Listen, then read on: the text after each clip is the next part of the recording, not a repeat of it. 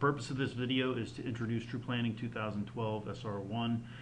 We're calling it Side-by-Side because we can install it alongside a previous version of TruePlanning.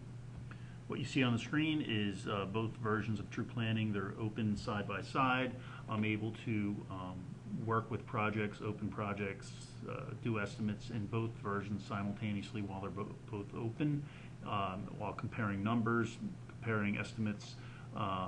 The new TruePlanning 2012 at the top has the 12.1 in the title bar.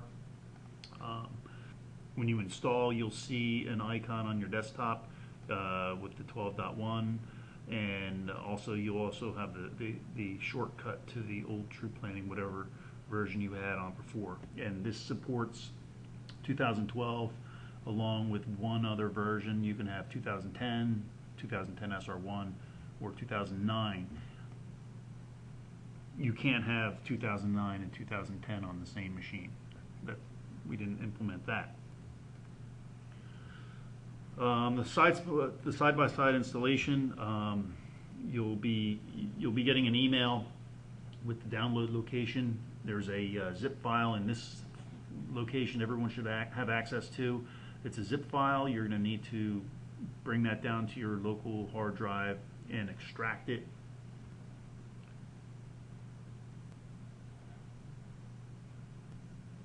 Once the files are extracted, you need to run the setup.exe program.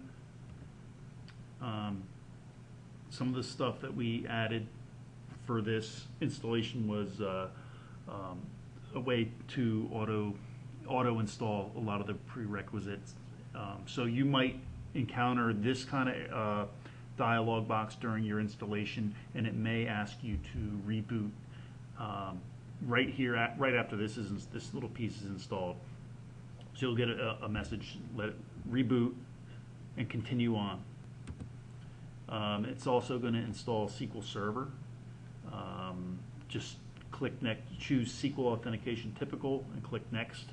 And throughout this whole installation, it's a standalone, and it's pretty much Next all the way.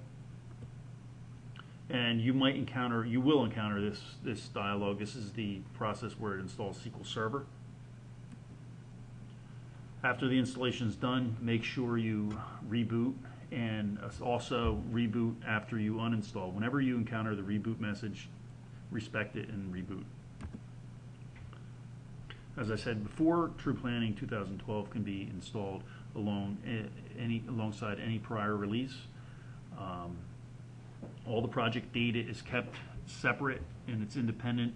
The 2010 stuff is not affected by the 2012 data or any changes that you make on the 2012 side.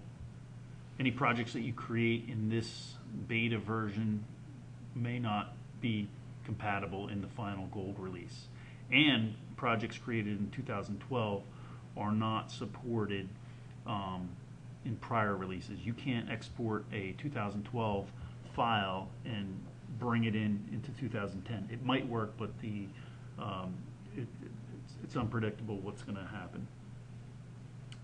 Some of you already installed 2012 over the last several weeks. If you do, if you have done that, you'll need to uninstall that. Go into the control panel, and then it'll ask you to reboot, and then you can install the 2012 beta version.